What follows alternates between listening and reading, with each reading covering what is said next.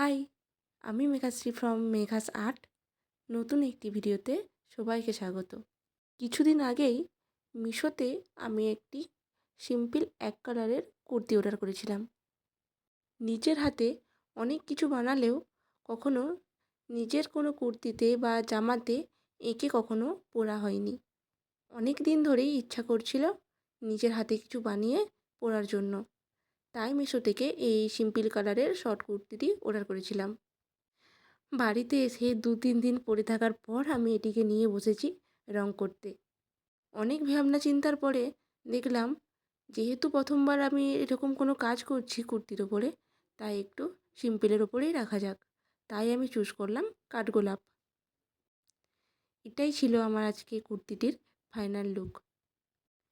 দেখা হচ্ছে নেক্সট ভিডিওতে। আজকের মতো টাটা।